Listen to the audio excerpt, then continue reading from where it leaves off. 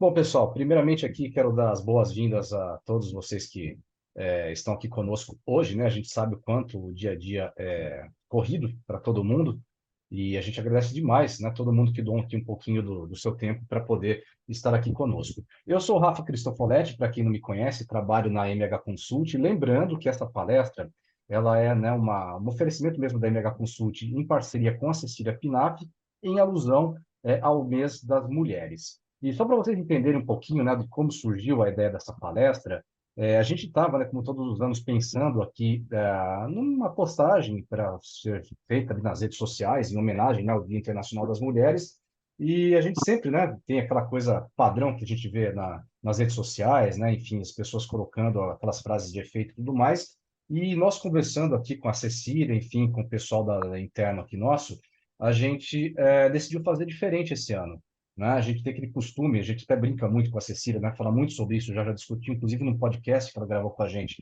sobre essa questão, né? Esse clichê de se presentear mulheres com flores, com bombons e tudo mais. A gente decidiu mudar completamente a nossa forma de comunicar, a nossa forma de trazer para vocês, né? De fazer uma homenagem para vocês, trazendo além, né, de qualquer outra coisa, o que é mais importante na nossa visão, que é o conhecimento. Então, conhecimento no sentido de uma discussão ampla, né, sobre os desafios que são enfrentados pelas mulheres no dia a dia. A gente sabe que não são poucos, né? E nada melhor do que ter alguém especialista para falar aqui conosco sobre esse tema. Para quem não conhece a MBH Consult, é uma consultoria que tem 30 anos já no mercado, é uma consultoria especializada em desenvolvimento de pessoas e também de times, de equipes, e nós trabalhamos, né, com os fundamentos da neurociência dentro de 4 pilares ali que a gente chama de modelo gente para negócios, né? Nós podemos trazer aqui para vocês, nesses pilares, a consciência, a compreensão, instrumentalização e engajamento. É toda uma jornada em que a gente constrói as nossas soluções, a gente constrói aqui nossas atividades experienciais para que a gente consiga promover esse desenvolvimento.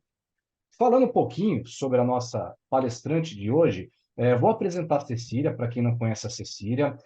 Cecília Pinaf, ela é certificada em diversas metodologias, entre elas a Gallup, também Viés Inconsciente e Liderança, ambos pela Universidade de Stanford, na Califórnia. A Cecília ela é coordenadora e professora na Miami School, no curso Liderança Criativa, coach de carreira e orientadora para alunos da PUC e MBA da Universidade AMB Morumbi, além de professora titular na cadeira de Psicologia Organizacional.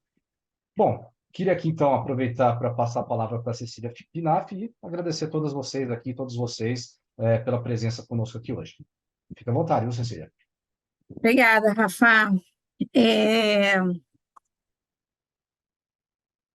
Tudo que eu vou falar vai passar por esses 4 pilares. Então, a minha expectativa é que eu consiga, de alguma forma, trazer consciência, consiga fazer com que vocês entendam, do que a gente está falando e por que é tão importante falar sobre isso. Instrumentalizar, porque não, no finalzinho eu dou algumas dicas para a gente fechar o computador e já sair fazendo a mudança, né? E engajar pessoas que são nossos aliados, nossas aliadas, para a gente poder mudar o cenário, porque eu sempre falo que se a gente conseguir mudar um pouquinho, mudar uma pessoa, mudar a gente já consegue fazer a diferença, né? Então, nosso convite é esse. E eu queria começar a minha fala fazendo um disclaimer aqui, né? Avisando que essa conversa não é só para mulheres. Essa conversa é para pessoas, né? E nessa conversa, pode ser que vocês se sintam desconfortáveis. E se vocês se sentirem desconfortáveis, meu convite é para vocês pararem e pensarem: por que que eu estou sentindo isso? Né? Por que que eu estou desconfortável com isso que a Cecília está contando? Né? Então, esse é o convite para aqueles momentos em que a gente se mexe na cadeira e fala, isso doeu. Né? Mas eu queria contar um pouquinho, né? O Rafa deu uma introdução do que está ali no LinkedIn, né, Rafa? Eu queria contar um pouco do que não está no LinkedIn, que é a minha história, a minha jornada com esse tema, né? Então, eu sou uma mulher, eu tenho 52 anos, então eu sou 50 a mais, esses são os meus marcadores de diversidade. Eu sou psicóloga, faz 30 anos que eu trabalho em recursos humanos, tanto em consultoria quanto como executiva de recursos humanos. E foi numa dessas empresas, lá no Vale do Silício, que eu tive o privilégio, e eu gosto muito de falar dessa palavra, privilégio, né?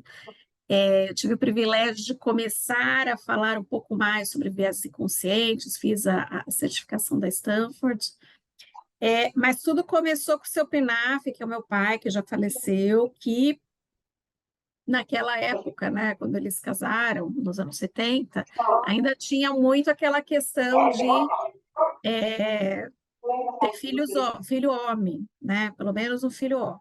Né? Então, eles tentaram. Eu sou a filha mais velha de três, né? E aí teve minhas duas irmãs, e meu pai trabalhou 37 anos na GM. Então, esse negócio de carro, de mexer com motor, etc., ele gostava muito, e já que ele não teve um filho homem, ele falou: bom, não vou ficar chorando por causa disso. E ele abriu, então, a oportunidade para quem quisesse das três, né, conhecer um pouco mais desse universo de carros.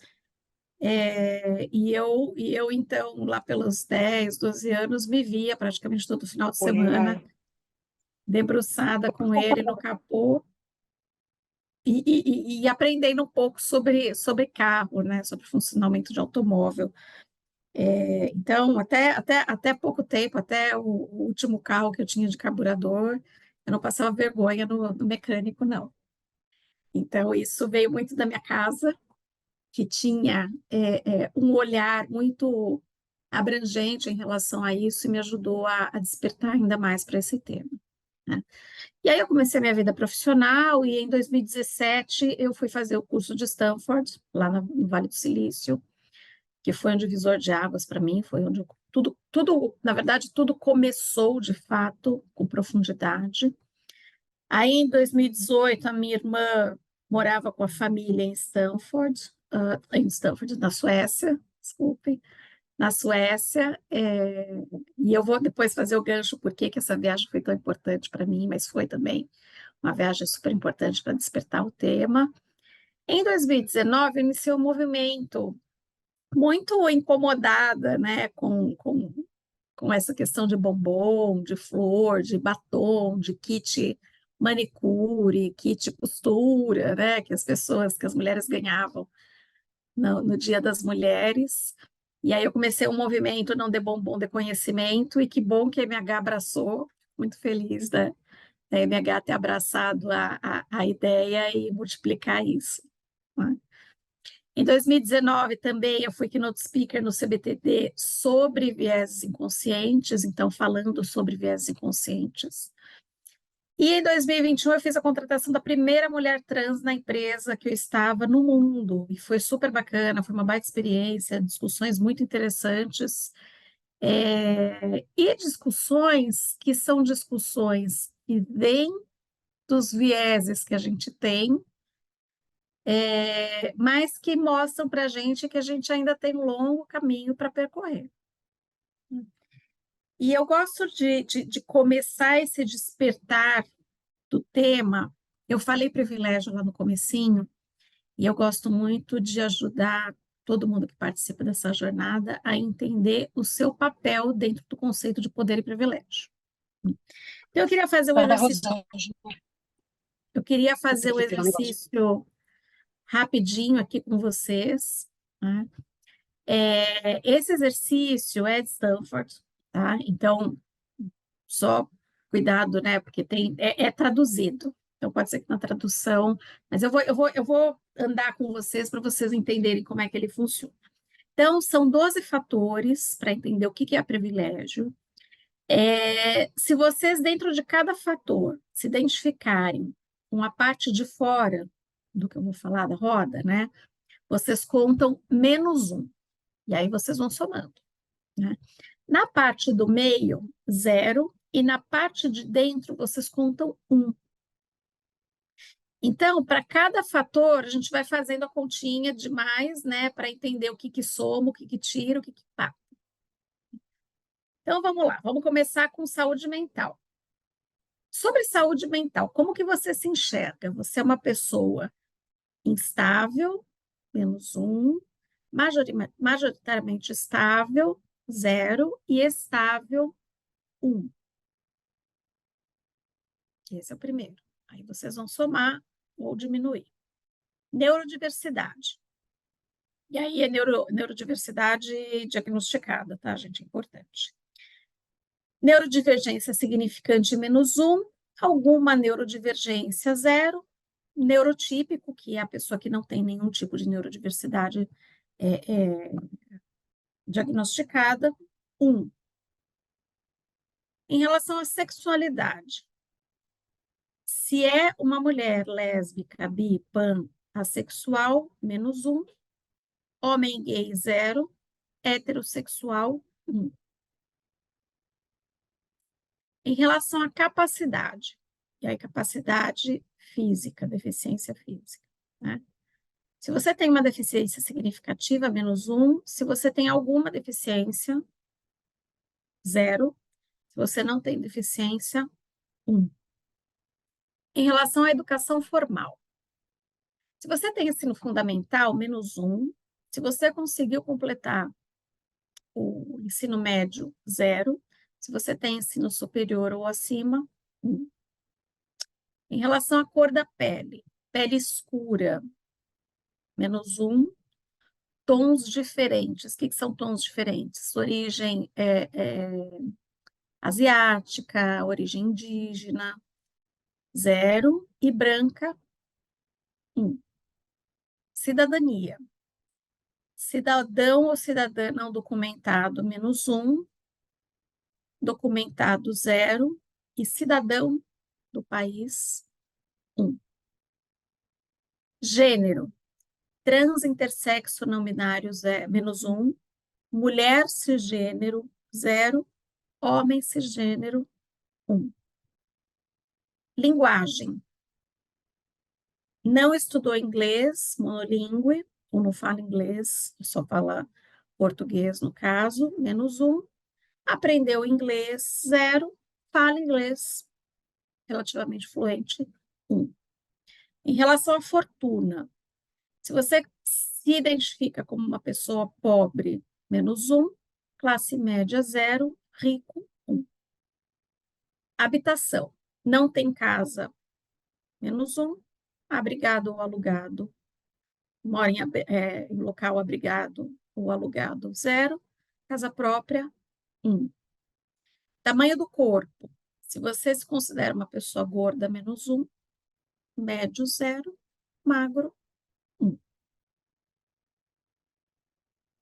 Eu vou dar um tempinho para vocês consolidarem aqui. Não precisa contar, tá, gente?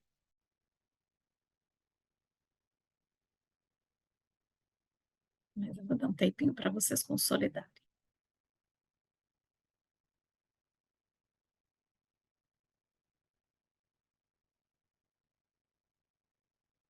Como é que a gente faz a leitura e o entendimento do que é privilégio? Quando a gente fala de privilégio, é super importante a gente entender qual que é o nosso ponto de partida. Porque, olhando para a roda, né, se eu sou, por exemplo, um homem heterossexual com ensino superior, cor branca, cor da pele branca, com inglês fluente, o meu ponto de partida é totalmente diferente do ponto de partida de uma pessoa gorda, pobre, que só cursou o ensino fundamental e tem saúde mental instável, como exemplo.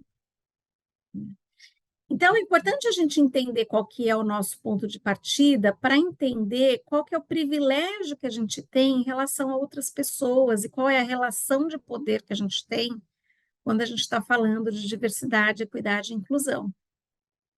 E por que é tão importante nós entendermos o nosso lugar de privilégio? Porque quando a gente entende o lugar de privilégio, a gente primeiro olha para as outras pessoas com mais empatia e, principalmente, consegue agir como agente de mudança.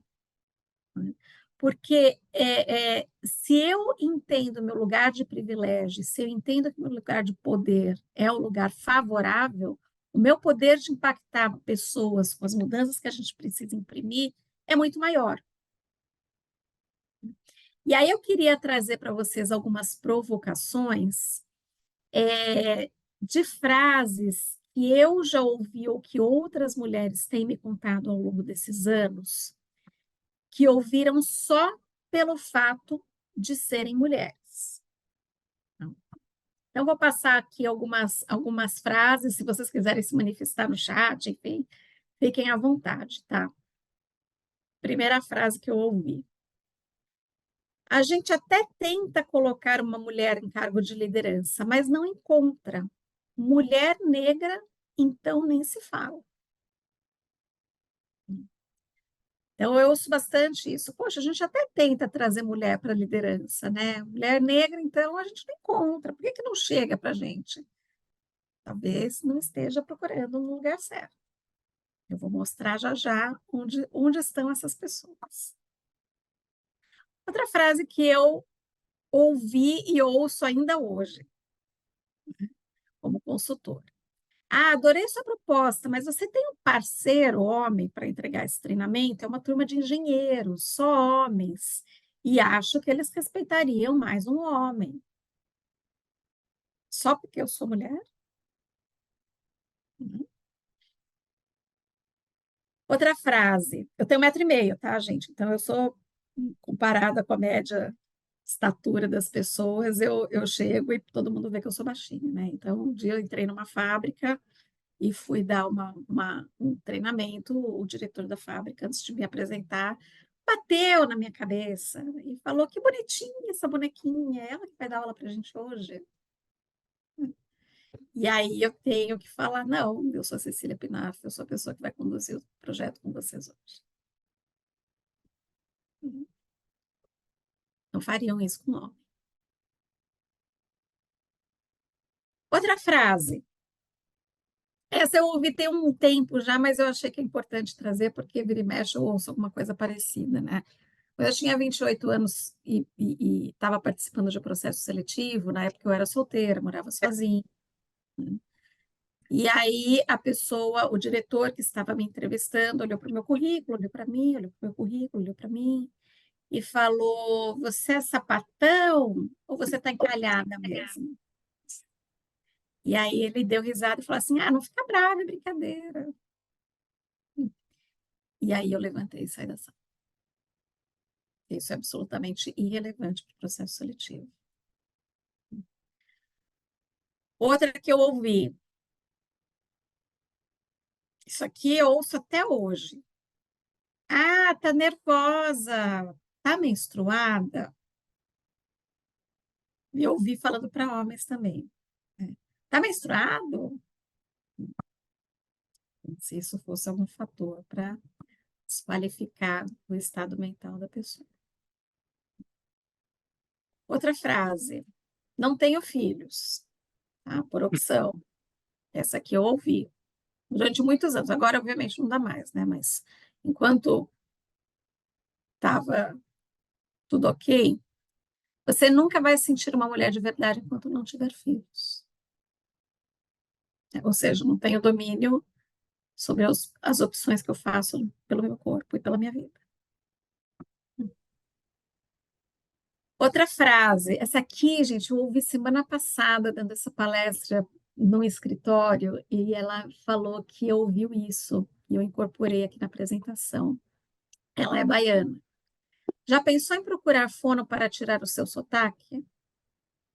Algum homem ouviria isso? Vocês imaginam um homem ouvindo isso? É óbvio que foi só porque ela é mulher. Essa aqui, escandalosamente, a gente ainda ouve em processo seletivo. Você quer engravidar nos próximos 2 anos? Se você tiver filhos, como é que você vai organizar o seu dia a dia? Não perguntam isso para homens, mas perguntam isso para mulheres. Como se ter filhos fosse uma tarefa exclusivamente feminina.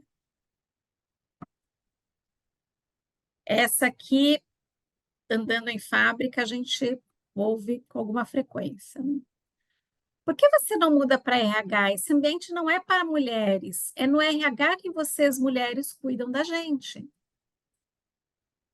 E a questão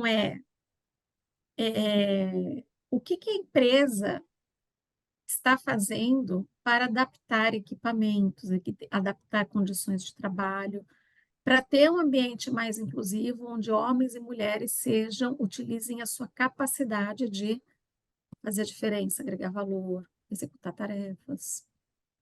Né? E por que isso é tão escandaloso, gente? Primeiro, porque, obviamente, a gente está falando de posições de mulheres no mercado de trabalho, né? Segundo, porque a gente está falando de frases que só mulheres escutam. Eu vi aqui no chat, né? Já escutei isso. Sinto muito, que pena. Né? E tem uns dados, e eu gosto muito de trazer dado para sustentar essa minha argumentação, porque a gente acha que isso aqui só acontece, né, nos países subdesenvolvidos ou países que têm a condição da mulher diferente, mas está acontecendo aqui no bairro do lado, gente. Está acontecendo muitas vezes na Faria Lima, né?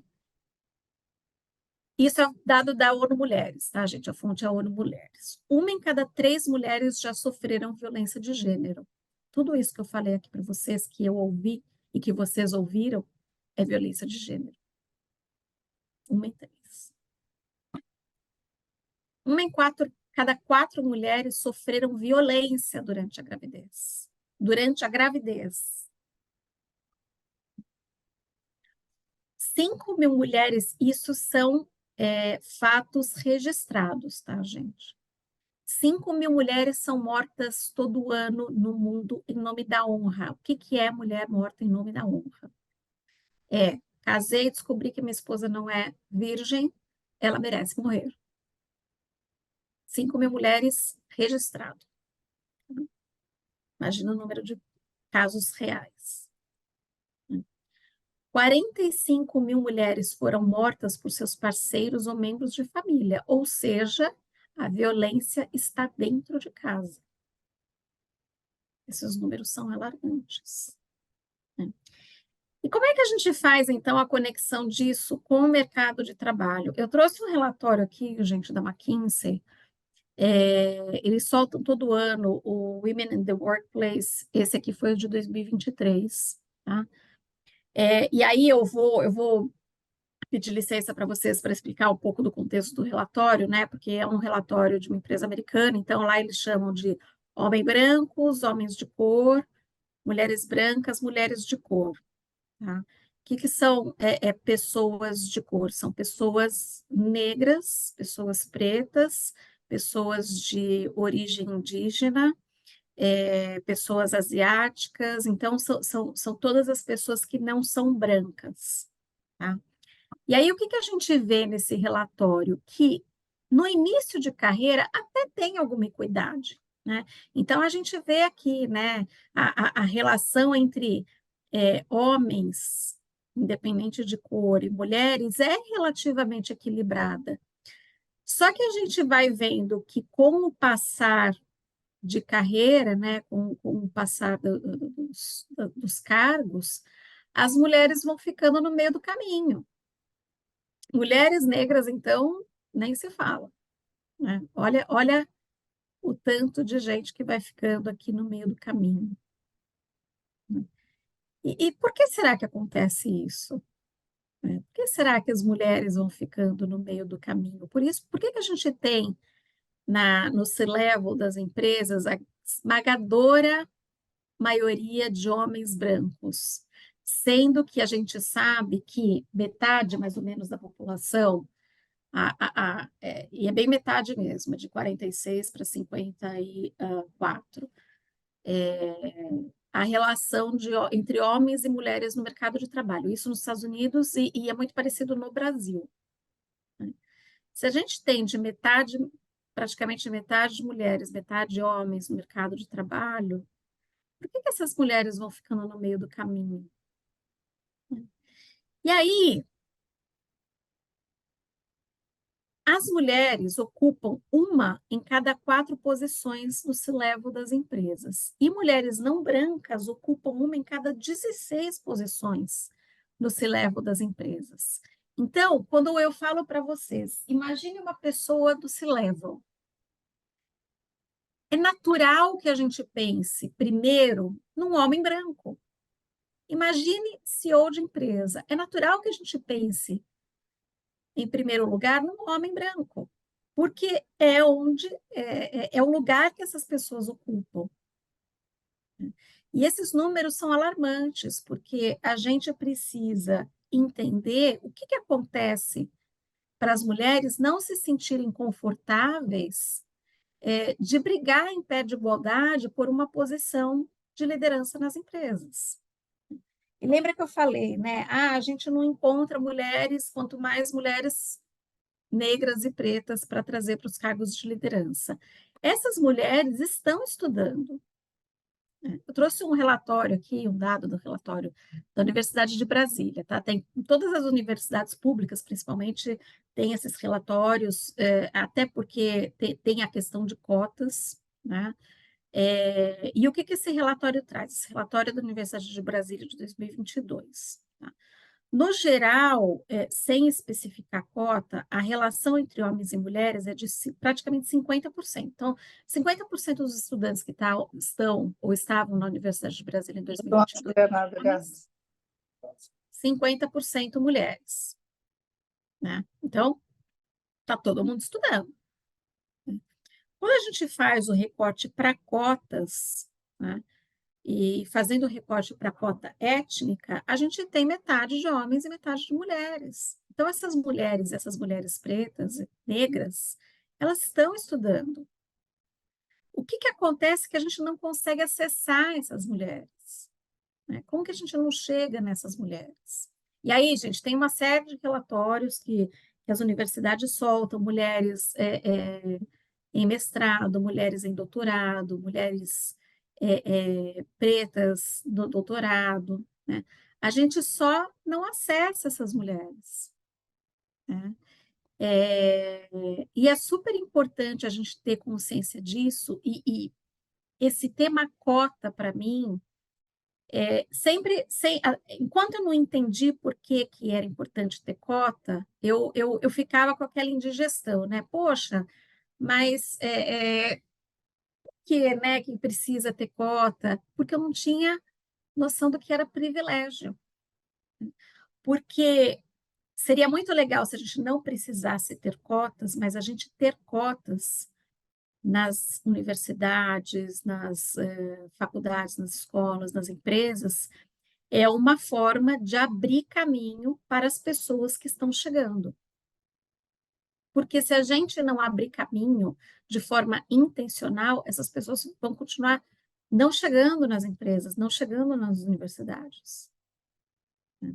Então, a gente precisa entender a importância das cotas para criar consciência e para começar a abrir caminho para as pessoas ocuparem espaços que até então elas não ocupavam. E por que é tão importante falar de diversidade, equidade e inclusão nas empresas? Primeiro porque, obviamente, a gente traz mais inovação. Quando a gente tem diferentes perspectivas, quando a gente tem diferentes fontes, diferentes bagagens, diferentes experiências, diferentes conhecimentos, a gente consegue juntar isso e transformar em algo muito incrível em termos de inovação. Obviamente, a gente consegue melhorar significativamente a questão de atração e retenção de talentos, porque a gente consegue abrir o nosso leque, consegue trazer pessoas que tradicionalmente nós não traríamos para a empresa. A gente ganha mais agilidade, porque as competências, os conhecimentos passam a ser complementares, a gente consegue acelerar uma série de processos. Obviamente, a gente traz mais impacto social, e muito desse trabalho que eu tenho é para lembrar para as empresas que é importante ter iniciativa pública, mas é fundamental a gente ter iniciativas nas instituições privadas, porque é onde a gente abre caminho para muita gente ocupar posições que não ocuparia se não estivesse se não tivesse oportunidade para ocupar esses espaços. E gerações futuras, porque a gente precisa entender que se a gente fizer alguma mudança hoje, isso vai demorar anos e anos para ter impacto. Quem está entrando numa universidade hoje só vai conseguir sair daqui a 4, 5 anos, 6 anos. Então, para essa pessoa, o impacto não é agora. O impacto é quando a pessoa começar a entrar no mercado de trabalho. Então, a gente precisa entender que a gente precisa começar agora para gerar impacto nas gerações futuras. E aí, quando a gente fala em empresa, eu gosto sempre de trazer um elemento fundamental, que é a sensação de pertencimento. Porque para a gente, não adianta só a gente trazer as pessoas para a empresa, a gente precisa garantir que essas pessoas se sintam parte daquele ambiente. E aí eu vou ousar, né? Eu sei que tem o Rafa aqui, que dá aula, inclusive, sobre neurociência, né? E vou ousar explicar um pouco dentro desses 3 temas, né, que impactam a sensação positiva de pertencimento. Então, a gente fala de viés inconsciente, a gente fala de pensamento zero valor e fala sobre pouca visão de privilégio. Então, vou começar falando de viés inconsciente. Tá? Viés inconsciente é um conceito da neurociência. Eu vou explicar aqui rapidamente para a gente, para ficar todo mundo na página em relação ao que é viés inconsciente. Óbvio que a descrição é muito mais complexa, muito mais robusta do que eu estou trazendo, mas viés inconsciente é um conceito da neurociência onde eu vou formando impressões e conceitos na minha cabeça a partir de coisas que eu ouço das pessoas que estão no meu entorno, né? Da família, tios, tias, pais, mães, avós, avós, da igreja, das instituições, da escola. Então, a gente vai ouvindo isso ao longo da nossa vida e vai introjetando esses conceitos. Só que isso vem do nosso cérebro antigo, onde a gente precisava, numa situação de perigo no meio da selva, fugir, tomar uma decisão e fugir rapidamente. Eu estou explicando de forma bem simples, mas é basicamente isso. A gente precisava olhar para uma situação, tomar uma decisão rápido e agir.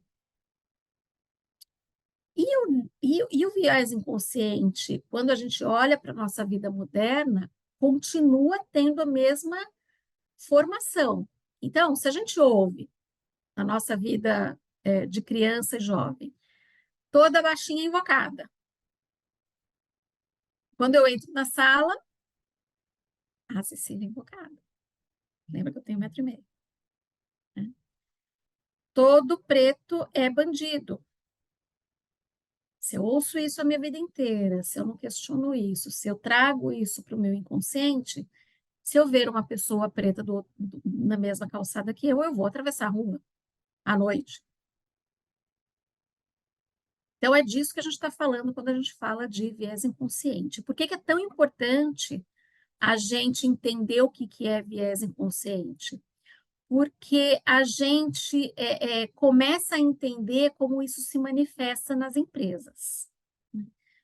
Eu trago aqui para vocês um exemplo do que eu vivenciei numa das empresas que eu trabalhei.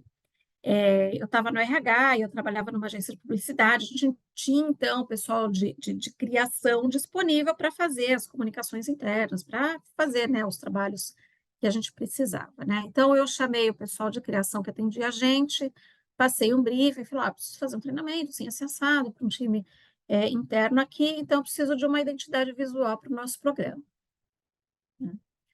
E aí o pessoal foi para a produção, dali a 15 dias eles voltaram com exatamente essa imagem. E aí eu vou dar 10 segundinhos para vocês pensarem um pouco o que vocês estão vendo aqui. O que vocês estão vendo aqui, gente? O que vocês estão enxergando aqui? Pode escrever no chat, pode abrir o microfone. homens capazes. Que ano que foi isso, Ale? Foi em 2016.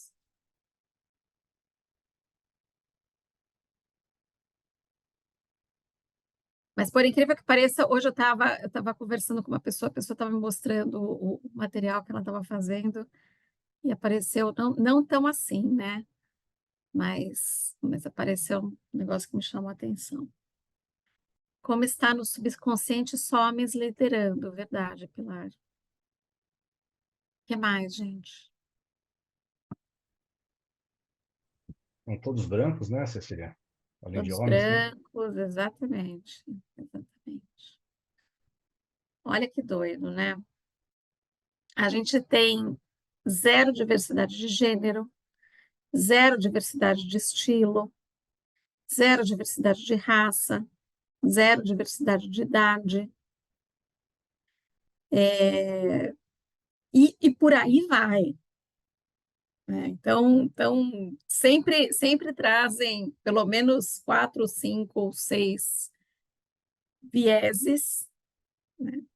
E por incrível que pareça, gente, quem preparou esse material para mim foi uma mulher negra, preta, angolana. E aí eu perguntei para ela, né? Você está vendo aqui, né? Me conta um pouquinho dessa imagem, né? Olha para o nosso público, você enxerga esse pessoal aqui, esse público aqui, né? Olha para o nosso público e me conta por que que você representou o nosso time dessa forma, né? E aí eu perguntei para ela, você se enxerga nesse time? Aí ela falou, Cecília, eu não me enxergo aqui, não acho que eu faço parte desse time, né? Porque, olha aqui, você está vendo alguma mulher preta na liderança? E foi uma conversa ótima, enfim, foi uma conversa incrível. A gente teve uma série de iniciativas depois disso.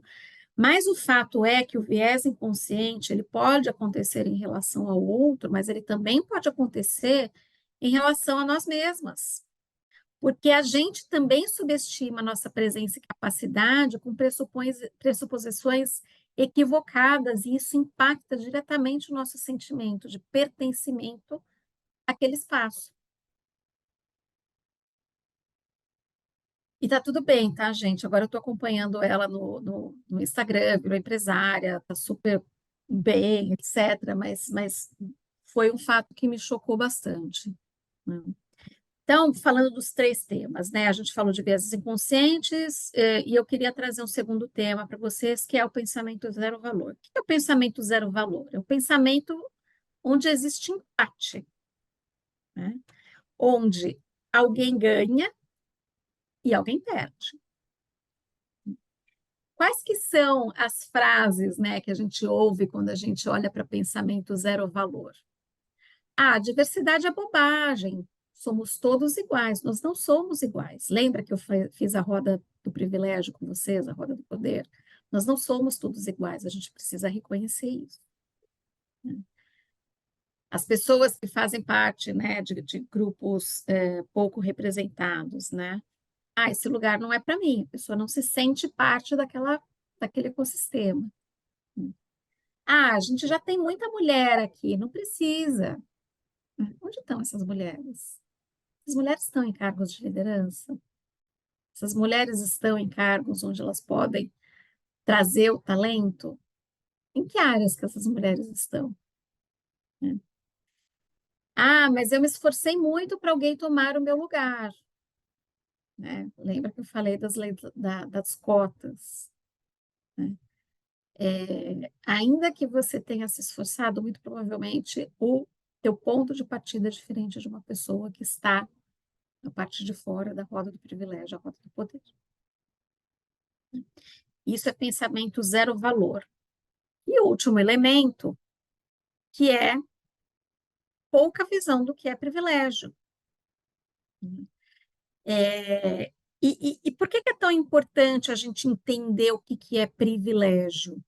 Porque quando a gente olha para as decisões que são tomadas no mundo corporativo, a gente precisa entender como é que são conduzidos os processos seletivos, quais são as decisões que são tomadas em relação a promoções, a aumentos, a demissões, quem está sendo colocado ou colocada em projetos importantes, né? E que visibilidade que essas pessoas estão tendo.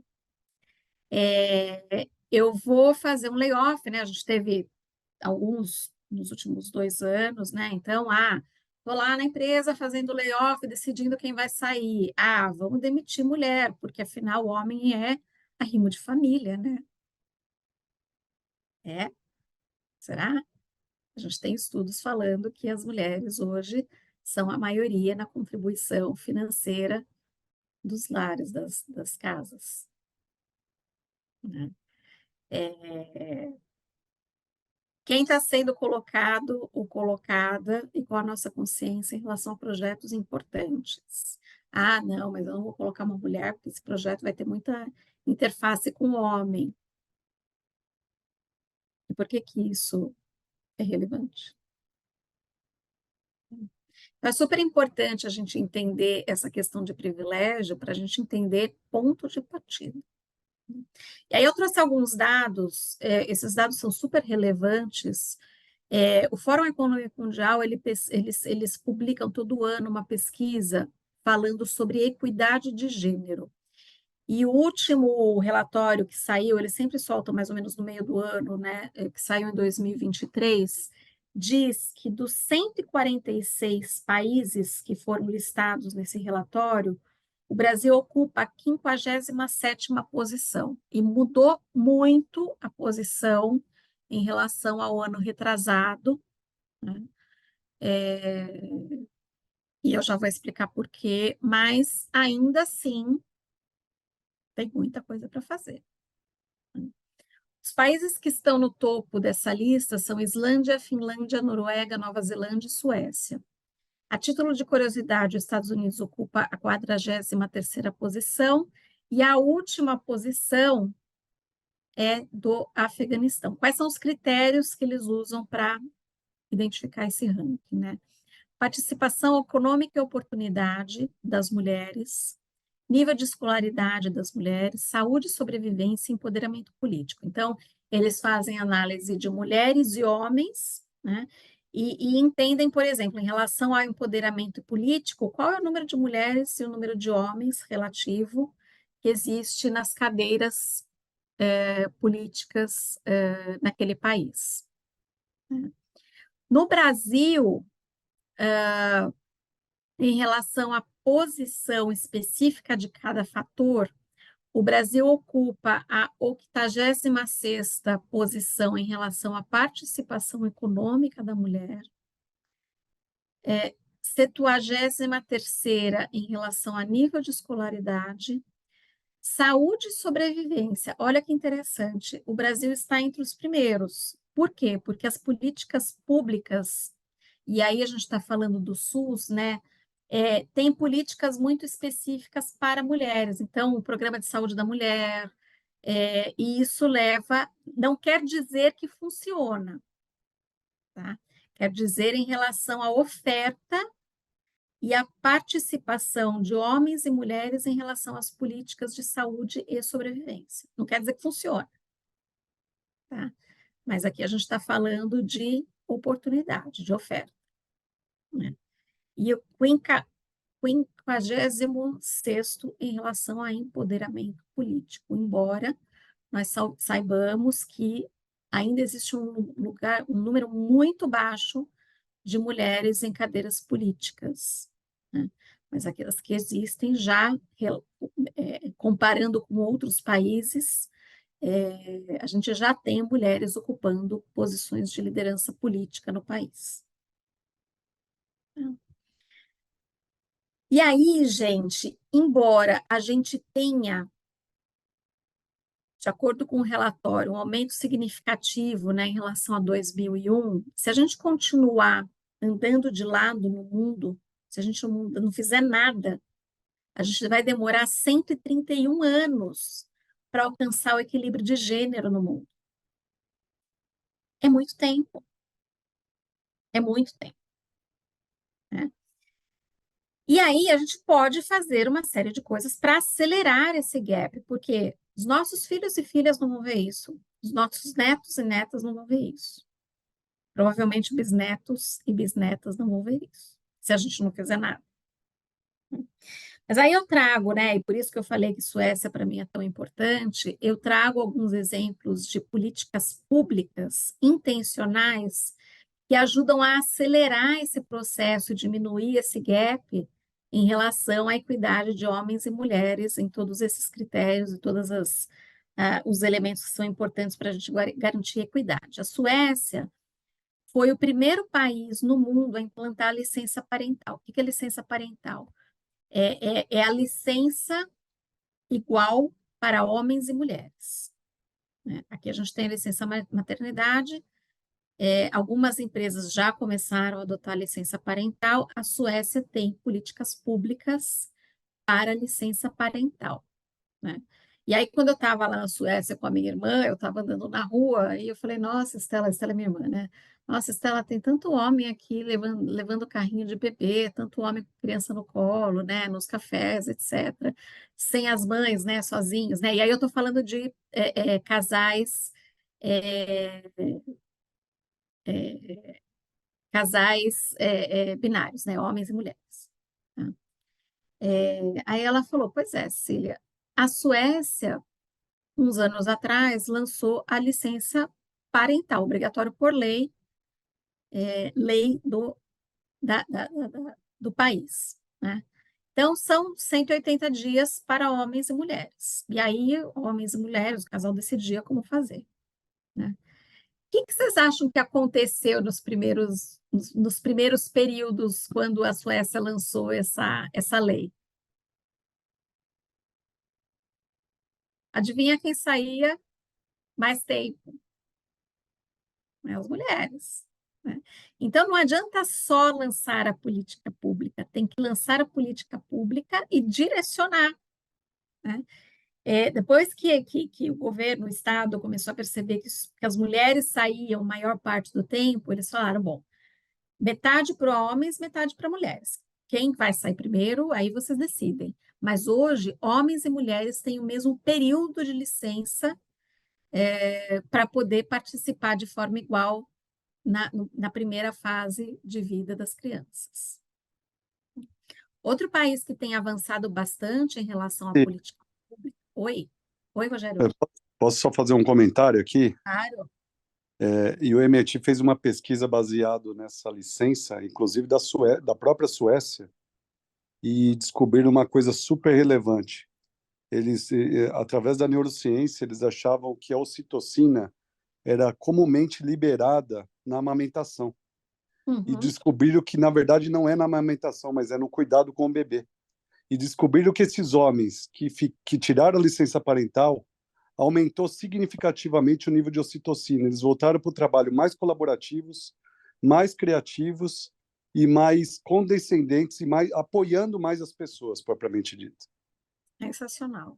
Olha como vai longe e como isso ajuda a gente a quebrar preconceitos, quebrar vieses que impactam tanto a gente, que fazem com que a gente, né, tenha que colocar muito mais energia para mudar esse gap que a gente tem.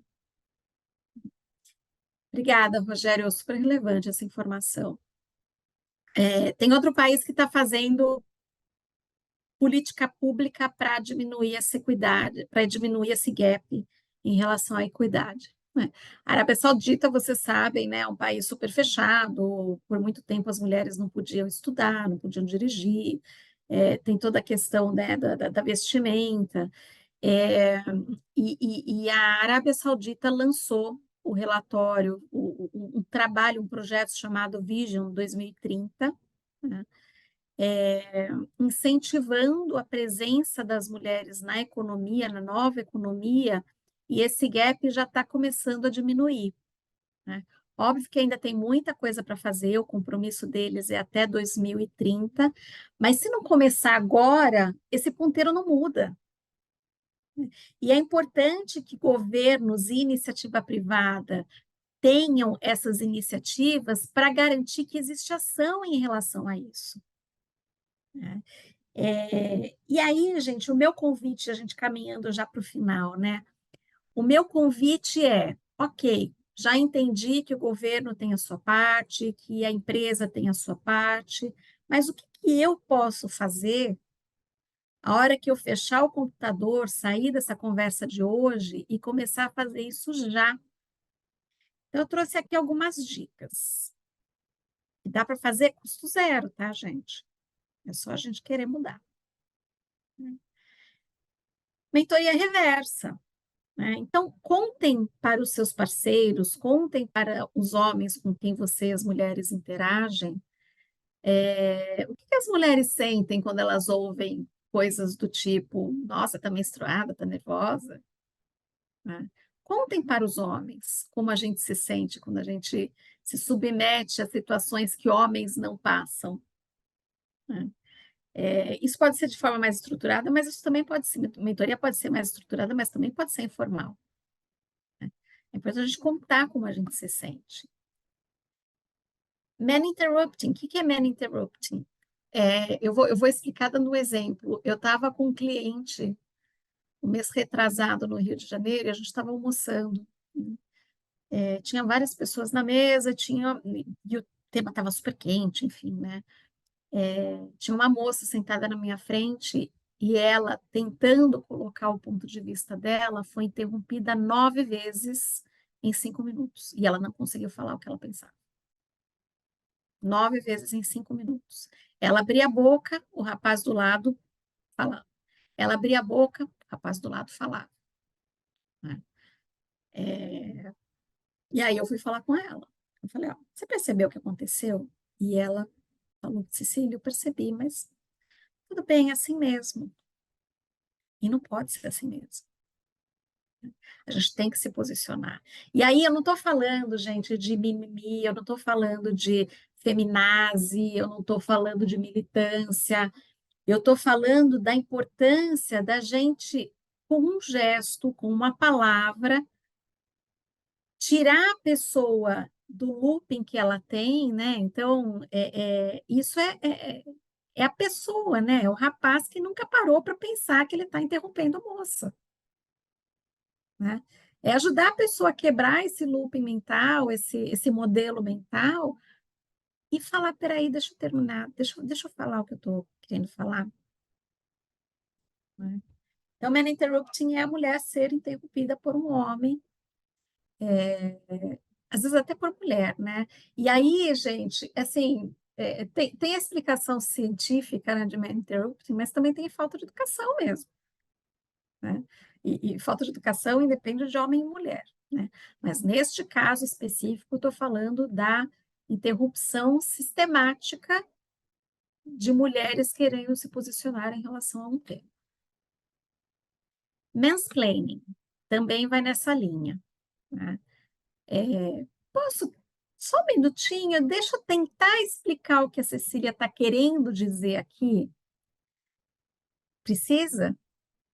Né? Só porque eu sou mulher, eu preciso de ajuda de um homem para tentar fazer valer o meu ponto de vista. Estou entendendo? Estou entendendo, está tudo certo. Né? Eu preciso de um homem para explicar o que eu estou querendo falar. Também é algo que a gente precisa combater, a gente precisa levantar a mão e falar, eu vou terminar. Né? Custo zero, gente. Crianças, o que a gente está levando para as crianças? Como é que a gente está levando essas informações para as nossas crianças? Né? É brinquedo de menino e menina? É cor de menino e menina? É atividade de menino e atividade de menina?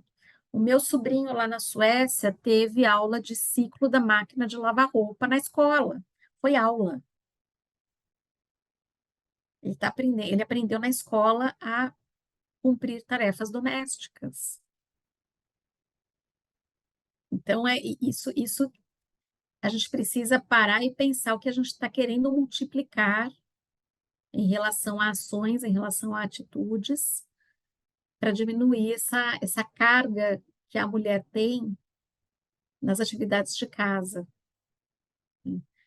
E tem outra coisa importante em relação a isso.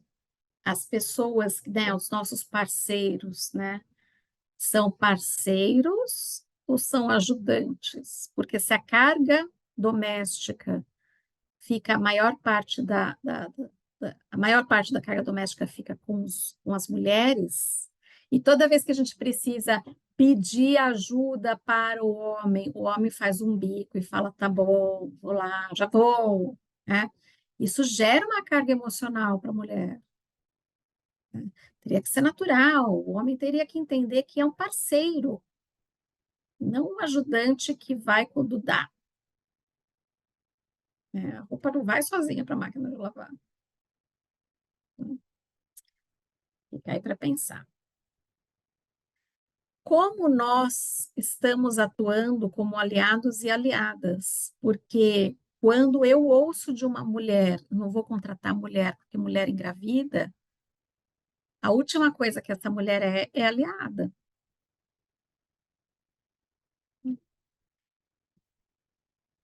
Clichês, a gente precisa tomar cuidado com os clichês que a gente ouve, que a gente multiplica, porque esses clichês limitam e subestimam o posicionamento das mulheres em situações em que elas poderiam, em lugares que elas poderiam ocupar. Por que RH é lugar de mulher? A gente tem o Rogério aqui para, né, como um fora da curva, né? Mas normalmente RH, jurídico, é um clichê de lugar de mulher, porque RH é o lugar que cuida de gente. Né? Outro clichê, tarefa doméstica da mulher, e por aí vai. Né? E clichês que a gente está multiplicando quando a gente fala de lugar de homem e lugar de mulher. E por último, os memes. Né? De que memes que a gente está dando risada? E aí eu coloquei aqui o véu da lancha, que foi o meme do ano, né? Todo ano tem meme, né? Esse ano foi o meme do véu da lancha. Né? Quando a gente dá risada disso, quando a gente multiplica isso nas redes sociais, quando a gente faz comentários achando engraçado, o que a gente está reforçando em relação ao papel da mulher, em relação à visão que a mulher tem da única forma dela ter alguma relevância e ter alguma renda? O que a gente está multiplicando? Porque esse tipo de meme não tem graça nenhuma. E essa é a hora que a gente se mexe na cadeira. Porque a gente, né, lembra do que a gente está multiplicando nas redes sociais, nos grupos de WhatsApp, e pensa, será que é legal multiplicar esse meme mesmo?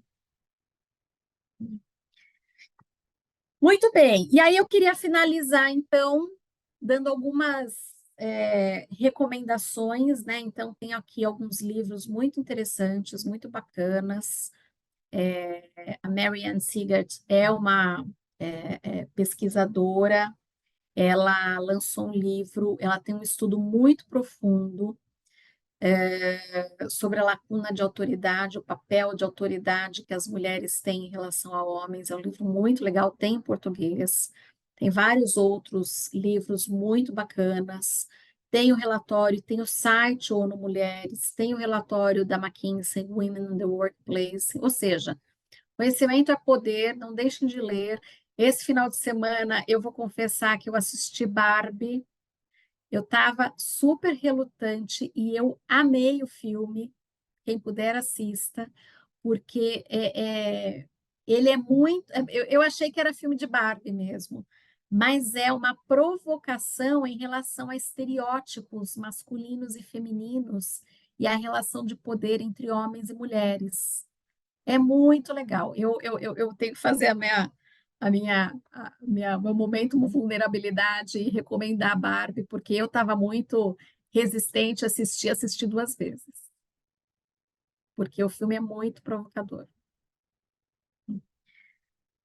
Gente, eu queria agradecer vocês. Passamos um pouquinho do tempo, mas acho que o tema é relevante, né? Queria ouvir quem quiser abrir o microfone e contar como é que está saindo dessa conversa. Como é que bateu isso para vocês?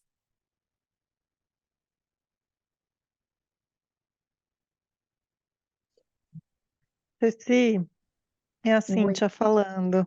oi. É, eu acho que a gente realmente vive uma jornada, né? Eu acho que teve muitas mudanças rápidas, mas ainda há muito que se fazer, né? E o que eu gostei muito é que, conforme você vai trazendo informação, vai dando uma sensação de, meu Deus, né? O que que a gente faz com tudo isso? E aí você Uhum. finalizou e conduziu cheia de ideias, então estou com a cabeça aqui fervilhando e pensando nas formas que eu posso contribuir nessa jornada. Obrigada. Que bom, Cê, eu que agradeço, porque é isso mesmo, né? A gente precisa parar e pensar o que que a gente pode fazer agora, fechando o computador e começando a agir agora. Hum, Muito bem, tem vários depoimentos aqui Tem, nas. Ceci. A Lê está colocando aqui, adorei te ouvir, tua didática é leve, gentil, muito obrigada. Eu A que Pilar agradeço. Asnar, obrigado, Cecília, muito esclarecedor sobre a situação atual. E a Valquíria Oi. diz que não consegue falar, sensacional os insights, cabe a cada uma de nós se apoiar e ajudar, criar uma rede de acolhida com as mulheres. A Lúcia diz que temos um longo caminho ainda para ser percorrido. Vavá, dizendo muito obrigada, foi muito especial, me reconheci em várias falas e algumas coisas me fizeram refletir muito. E fique à vontade, quem Que quiser bom, conversar, perguntar, aproveite o momento também, viu? Microfones abertos para quem quiser. excelente, excelente. E eu queria pegar o gancho da Cíntia, né? É uma longa jornada, algumas coisas aconteceram, mas se a gente for pensar que a mulher só começou a conseguir votar há pouco mais de 100 anos, isso bate, né, para a gente, assim, com 100 anos, minha avó tem mais de 100 anos, né?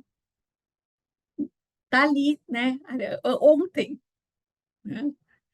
Então tem muita coisa para fazer, né? Mas, de novo, a gente não pode esperar, tem que ser um trabalho conjunto, né? Iniciativa pública, políticas públicas, iniciativas nas empresas para aumentar a diversidade, trazer mais mulheres, ter metas em relação a isso, porque a meta ajuda a gente a tangibilizar a mudança, né?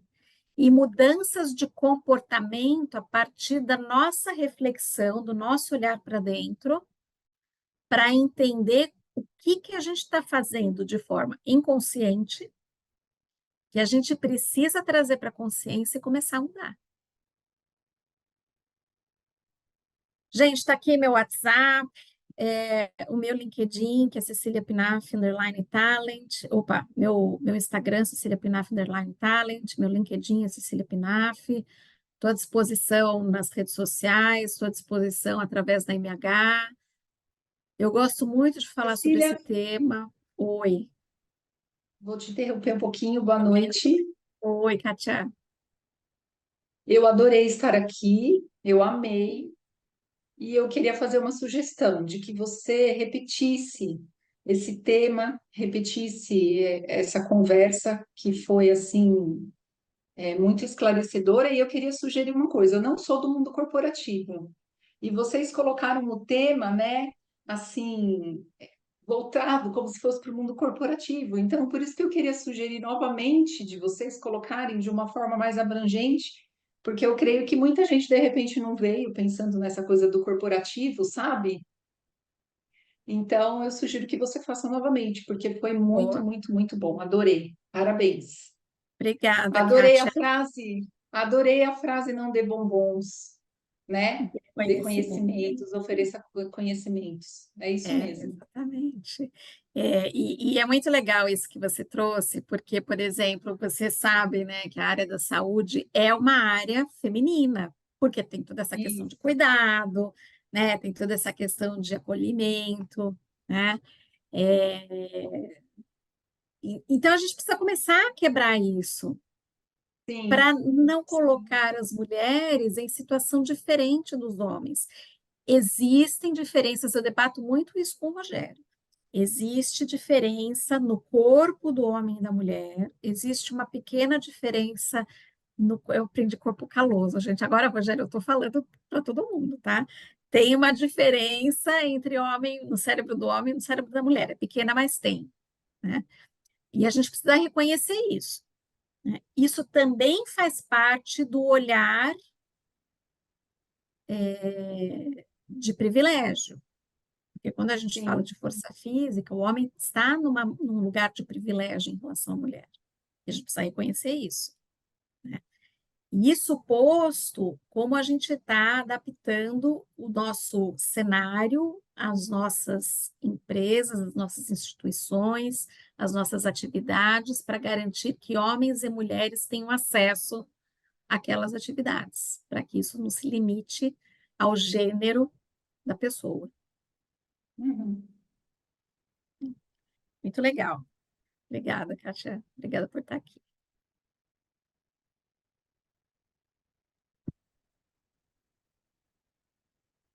Mais alguém gostaria de falar algo? Não? Bom, eu acho que, né, pelo horário aqui, acho que a gente pode caminhar então para o encerramento. Opa, tem aqui algumas participações finais aqui. Ah, a Pilar dizendo que acredita que são necessárias as mulheres na liderança, ainda tem mais homens em funções de liderança e poucas mulheres. Acredito que as empresas ampliarão a criatividade e produtividade. A Cláudia disse que trouxe ela, né, muita consciência da importância de se posicionar sempre diante de situações que, né, nos diminuam, no caso, as mulheres. E sempre de forma inteligente. Obrigado a Cecília pela incrível palestra e a Kátia por compartilhar o convite. Bom, gente, com essas mensagens eu vou, né, dando aqui já um ponto final na nossa conversa, mas dizer que eu, que né, sou homem, adorei também, né, a gente acaba entrando em contato com os nossos vieses e também, né, percebe o quanto a gente precisa mudar. E acho que todas as pessoas que estiveram aqui estão porque realmente se interessam pelo tema, têm vontade, né, de saber mais, de serem aí propagadores dessas mudanças que o mundo corporativo e o mundo em geral, como a Kátia colocou, precisam também, né? Ah, Até porque plena segunda-feira, começo de semana, né? Dá um pouquinho do tempo, né? Acredito que todo mundo aqui super ocupado durante o dia, não é fácil arrumar tempo, estavam todos e todas aqui para prestigiar a palestra.